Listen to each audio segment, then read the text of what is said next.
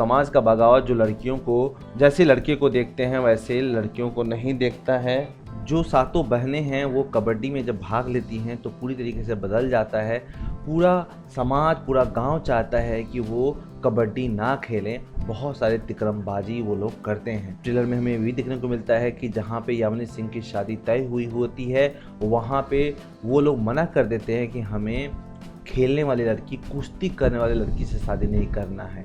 समाज के मुखिया जो होते हैं ये कहते हुए दिखते हैं कि लड़कियों को पर्दे में रहने की ज़रूरत है, उनको लड़का नहीं बनाओ। तो फ्रेंड्स, एक बहुत ही बड़ा मैसेज इस फिल्म में आपको देखने को मिलेगा और बहुत ही शानदार फिल्म होने वाली है। इस फिल्म में देखना दिलचस्प हुआ कि क्या वो कबड्डी में लड़कों को हरा देंगी या नहीं हराएंगी, क्या होगा, क्या समाज की सोच बदलेगी या नहीं बदलेगी, ये इस फिल्म में आप लोग देखेंगे।